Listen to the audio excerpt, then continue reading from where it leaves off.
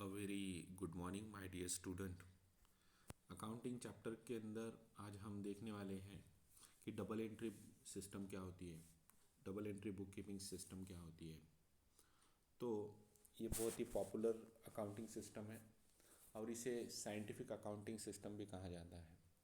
जो single entry system है वो अनसाइंटिफिक अकाउंटिंग सिस्टम है, यानी डबल एंट्री सिस्टम साइंटिफिक है, यानी वो all over the world acceptable है।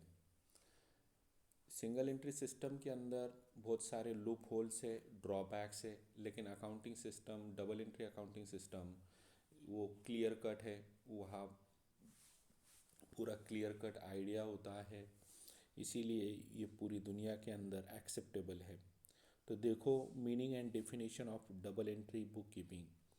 Double entry bookkeeping system is the most scientific method of recording of the all monetary transaction in the books of account। ये देखो double entry accounting system के अंदर, book keeping के अंदर monetary transaction record किया जाता है, यानी जिसका संबंध काय से पैसे से है वही ट्रांजैक्शंस इस अकाउंटिंग सिस्टम के अंदर रिकॉर्ड होता है। This system owes its origin to Italian merchant Luca di Burgo Pacioli on the 10th of November 1494। ये कॉन्सेप्ट किसने लाई तो उसका नाम है लूका दी बर्गो पासियोली। 1494 में ये कॉन्सेप्ट लूका दी बर्गो पासियोली ने लाई। This day is celebrated as a international accounting day. ये 10 नवंबर 1494 ये साल में लूका दी बर्गो पासियोली ने ये कॉन्सेप्ट लाई, तो 10 नवंबर इंटरनेशनल अकाउंटिंग डे के रूप में सेलिब्रेट किया जाता है। This system of book keeping is a based on the fact that there are two aspect of every business transaction. कोई भी बिजनेस ट्रांजेक्शन के हो उसके दो एस्पेक्ट होते हैं। मैंने आपको कहा कि हर एक बिजनेस कोई भी ट्रांजेक्शन हो उसके दो साइड होते हैं। एटलीस्ट कितने साइड होते हैं? दो साइड होते हैं। फॉर एग्ज़ाम्पल, जब मैं कहता हूँ कि मैंने कुछ बाय किया तो मैं बायर हूँ, और मैंने जिससे वो बाय किया है तो सामने वाला कौन है? सेलर है। तो ये ट्रांजेक्शन के अंदर दो पार्टीज है, एक बायर और दूसरा seller. Every business transaction involves two person or two accounts or two parties, wherein one is a receiver of the benefit and other is giver of the benefit। देखो मैंने अभी जस्ट आपको example दिया कि जब मैं कहता हूँ कि मैंने कुछ बाय किया, फॉर एग्जांपल मैंने फर्नीचर बाय किया है राम से, ठीक है, तो मैं एक पार्टी और राम दूसरी पार्टी, ठीक है। और मैं जब कहता हूँ कि मैंने फर्नीचर खरीदी किया 10,000 में खरीदी किया, तो मेरी तरफ फर्नीचर आ रहा और मेरी तरफ से पैसा जा रहा, बराबर। 10,000 का फर्नीचर परचेज किया, यानी फर्नीचर आ रहा, उसके बदले में क्या जा रही? कैश जा रही। तो यहाँ पर दो पार्टीज है, दो अकाउंट्स है और दो पर्सन है, और रिसीवर और गिवर है।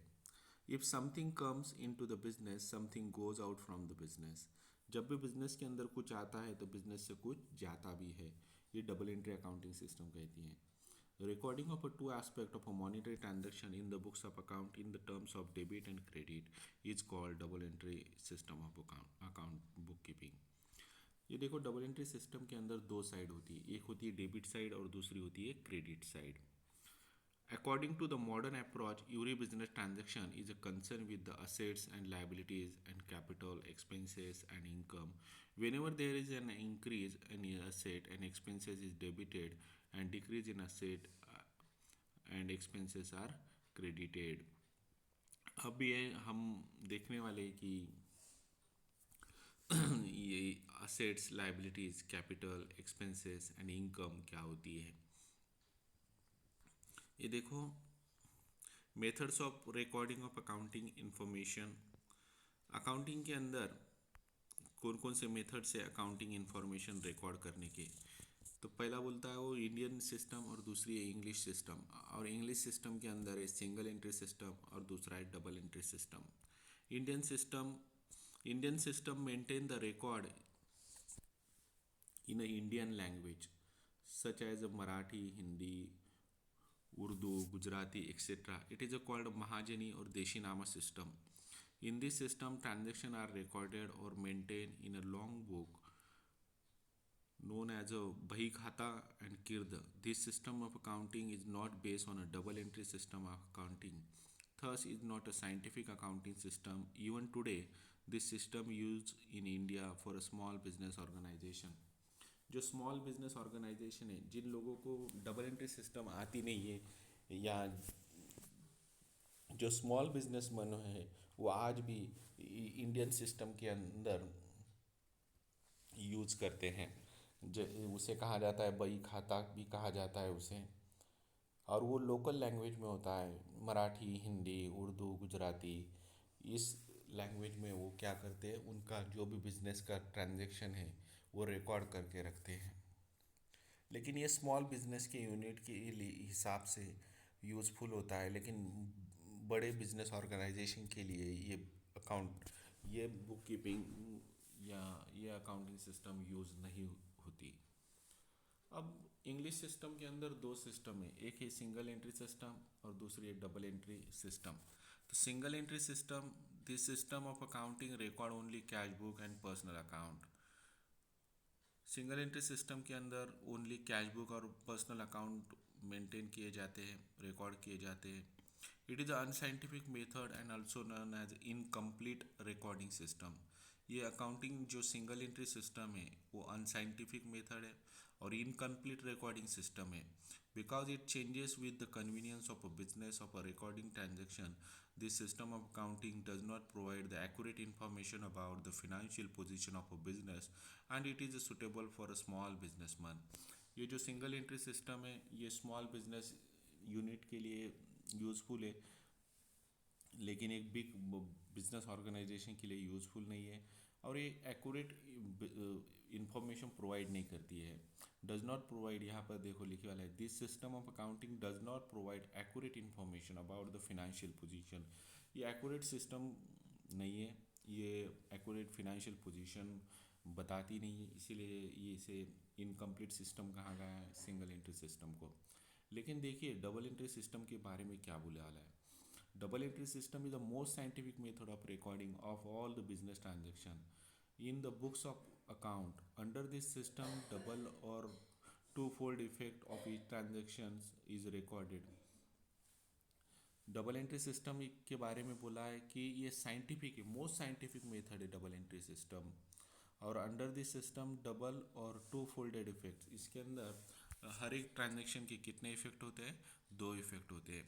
According to double entry book keeping system, one account is debited and another account is credited with equal amount. यहाँ पर बोले वाला है कि जितने अमाउंट से डेबिट हुआ है तो उतने ही अमाउंट से क्या होगा, क्रेडिट होगा, यानी इक्वल अमाउंट से क्या होगा, क्रेडिट होगा। यानी जिस अमाउंट को हमने डेबिट किया है वही अमाउंट से क्या होगा, क्रेडिट होगा। अब देखिए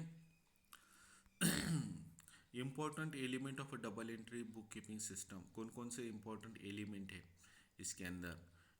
अब यहाँ पर ये बताया वाला है कि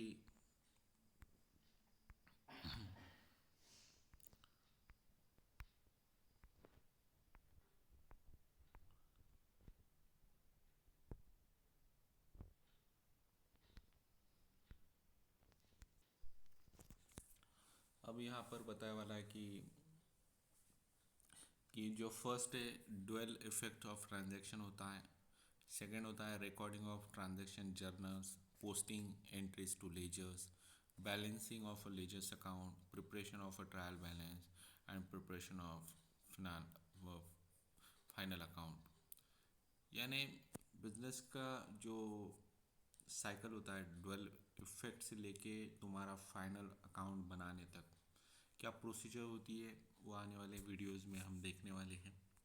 तो देखिए definition of a double entry system, every business transactions has a two fold effects and that is affect two accounts in opposite direction, and if a complete record is to be made, each such transaction would be necessary to debit one account and credit another account. It is this recording of a twofold effect of every transaction that has given a rise to the term double entry. कोई भी business transaction हो उसके अंदर दो effect होते हैं और तब जाके हम उसे कहते हैं कि उसे कंप्लीट रिकॉर्ड सिस्टम। कोई भी बिजनेस ट्रांजैक्शन हो अगर वो डेबिट हुआ है तो उसे क्रेडिट होना ही होना है, क्योंकि जो हम अकाउंटिंग सिस्टम देख रहे हैं, बुक कीपिंग सिस्टम देख रहे हैं, वो double entry book keeping system है। अब double entry book keeping system के जो प्रिंसिपल्स हैं ये देखिए। फर्स्ट बोलने वाला है उसने, in every business transaction there must be minimum two effect that is debit and credit. कोई भी बिजनेस ट्रांजेक्शन हो उसके मिनिमम दो इफेक्ट होना ज़रूरी है। Two account means one is the receiver of the benefit और other is the giver of the benefit. अगर कोई लेने वाला है तो ज़रूर वहाँ पर देने वाला भी होगा। If one account is debited other account must be credited. एक अकाउंट डेबिट होता है तो दूसरा क्रेडिट होता है। Yuri debit has equal and corresponding credit of the same amount. जितने अमाउंट से डेबिट हुआ है उतने ही अमाउंट से क्रेडिट भी होगा। अब ये एडवांटेजेस क्या है double entry book keeping system के? ये कंप्लीट रिकॉर्ड है, कंप्लीट रिकॉर्ड है। Double entry book keeping system ये क्या है? कंप्लीट रिकॉर्ड है। सिंगल एंट्री सिस्टम मैंने आपको बोला कि अनसाइंटिफिक है, लेकिन जो double entry book keeping system है वो पूरी तरह से साइंटिफिक है और वो कंप्लीट रिकॉर्ड है। Under this system all business transaction are recorded. This method is a scientific and record both the aspect of each transaction।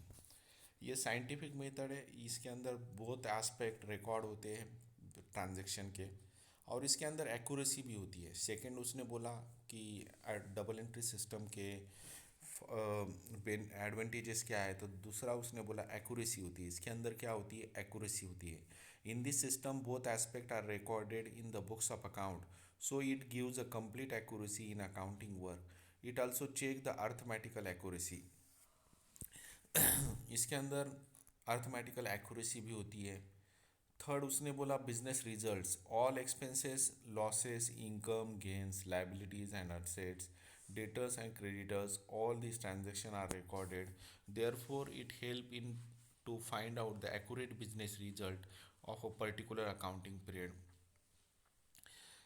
Double entry के सिस्टम के अंदर हमें पता चलता है कि बिजनेस का रिजल्ट क्या है, हमारा कितना खर्चा हुआ, कितना नुकसान हुआ, कितना इनकम हुआ, कितनी कितना हमें बिजनेस से गेन हुआ, लाइबिलिटीज़ कितनी है हमारी, हमको लोगों को कितना पैसा देना है, हमारी तरफ असेट्स कितने हैं, हमारे डेटर्स कितने हैं, हमारे क्रेडिटर्स कितने हैं। इन सारी चीज़ों का पता हमें डबल एंट्री सिस्टम अकाउंटिंग के रूप माध्यम से पता चलता है। Common acceptance है, it is a widely accepted since it is a follows universal accounting principle। Double entry book keeping system ये ऑल ओवर वर्ल्ड सब तरफ एक्सेप्टेबल है। Double entry system is accepted by the financial institution government authorities. जो financial institution है governments है वो भी double entry system को एक्सेप्ट करती है।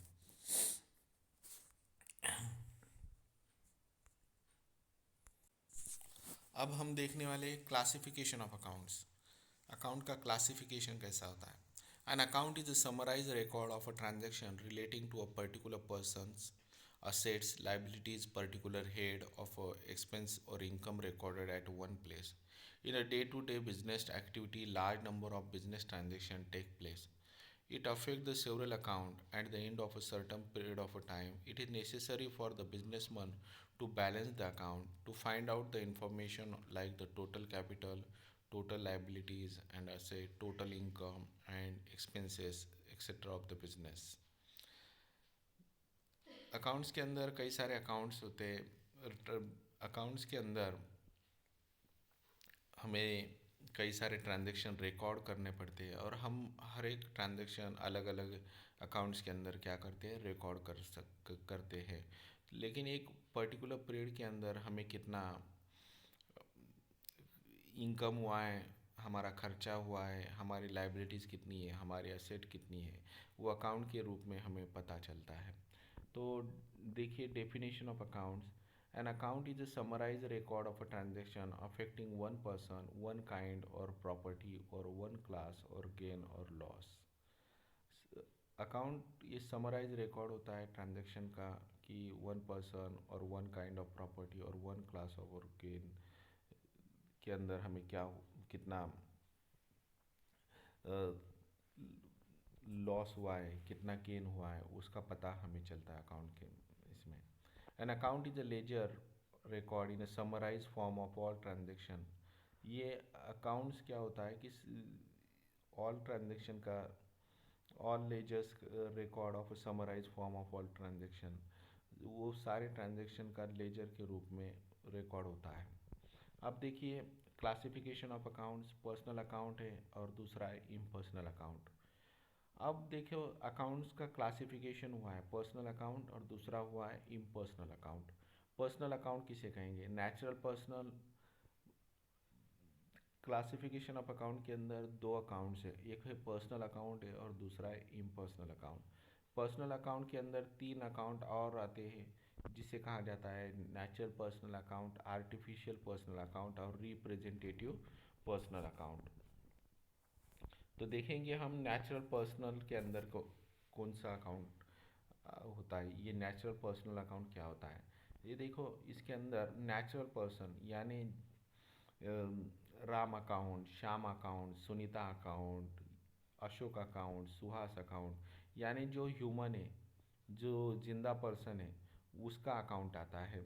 जो जिंदा व्यक्ति है जिसे नेचर ने बनाया है उस व्यक्ति को कहा जाता है नेचुरल पर्सनल अकाउंट.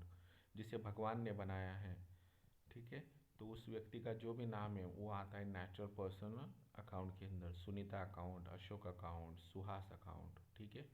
फिर दूसरा होता है artificial personal account. Artificial personal account यानी जिसे नेचर ने नहीं बनाया, इंसान ने जिसे बनाया उसे कहा जाता है आर्टिफिशियल पर्सनल अकाउंट.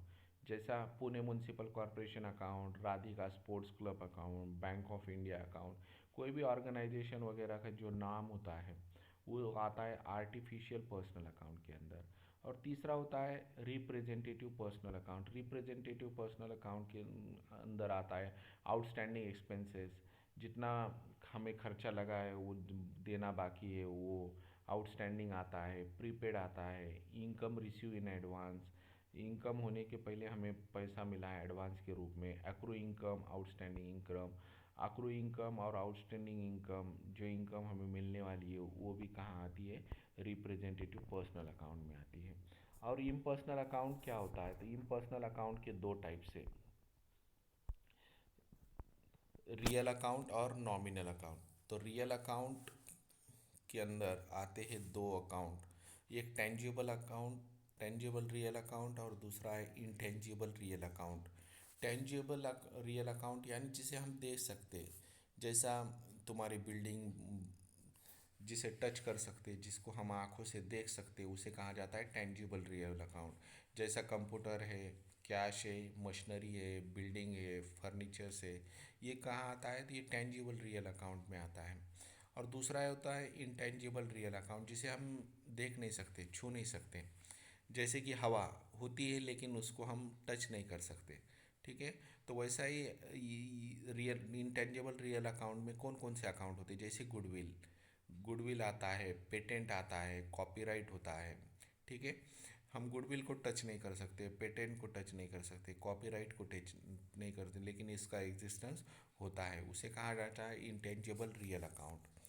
और जो दूसरा अकाउंट है वो है नॉमिनल अकाउंट. नॉमिनल अकाउंट देखिए, नॉमिनल अकाउंट का के अंदर सारे खर्चे और नुकसान आते हैं और सारे इनकम और फायदे आते हैं. खर्चे और नुकसान यानी ये देखो स्टेशनरी, जो भी हमें ऑफिस के अंदर बिजनेस के अंदर जो भी स्टेशनरी लगती है वो स्टेशनरी आती है. जो भी हम खर्चा करते हैं वो आता है. एडवर्टीजमेंट होगा वो सारा कहाँ आता है? नॉमिनल अकाउंट के अंदर आता है. और बिजनेस को जितना भी फ़ायदा हुआ, इनकम हुआ, वो भी कहाँ आता है? नॉमिनल अकाउंट के अंदर आता है. अब देखो personal account. This account represent a person and a group of person with whom business deal. These accounts are classified into following three categories: natural personal account, artificial personal account और representative personal account. अब personal account 3 category में divide हुआ है: natural person, artificial और representative personal account. मैंने आपको ऊपर बोला कि जिसको कुदरत ने बनाया, इंसान ने, भगवान ने बनाया, जैसे इंसान को भगवान ने बनाया है, तो उसका जो नाम होता है वो होता है natural person account. Rajesh account, Shyam account जो तुम्हारा नाम है, वो अकाउंट जो मेरा नाम है, वो राम अकाउंट, श्याम अकाउंट, ये ऐसा इसे कहा जाता है नेचुरल पर्सन अकाउंट। और आर्टिफिशियल पर्सन अकाउंट जिसे इंसान ने जिसे बनाया: bank of Maharashtra account, ABC company account, recreation club account, Pune municipal, Aurangabad municipal corporation, ये आर्टिफिशियल पर्सनल अकाउंट के अंदर आता है। और रिप्रेजेंटेटिव पर्सनल अकाउंट के अंदर मैंने आपको बोला कि इसके अंदर सारे खर्चे और नुकसान आते हैं और सारे फायदे और तुम्हारा गेन आता है। और इम्पर्सनल अकाउंट के अंदर दो अकाउंट होते हैं, एक रियल अकाउंट और दूसरा होता है नॉमिनल अकाउंट। रियल अकाउंट के अंदर भी आता है सारी टेंजिबल और इनटेंजिबल असेट आती है इसके अंदर। टेंजिबल रियल अकाउंट यानी जो भी हम जिसे हम छू सकते, देख सकते, उसे कहा जाता है टेंजिबल रियल अकाउंट। जैसे machinery account, motor car account, stock of goods account etcetera. लेकिन इनटेंजिबल रियल अकाउंट को हम टच नहीं कर सकते, उसको देख नहीं सकते, जैसा गुडविल हो गया, पेटेंट हो गया, ट्रेडमार्क हो गया, कॉपीराइट हो गया, ये these are the example of the intangible real account. Nominal account के अंदर the account of expenses and losses and income and gain. Nominal account के अंदर सारे खर्चे और नुकसान आते हैं और सारे इनकम और फायदे आते हैं। ठीक है, तो आज हम इस क्लास के अंदर यहाँ रुकते हैं और आने वाली क्लास की में हम देखने वाले कि अकाउंट के रूल्स कौन कौन से, गोल्डन रूल्स ऑफ अकाउंटेंसी, ये टॉपिक हम डिस्कस करने वाले आने वाला लेक्चर में।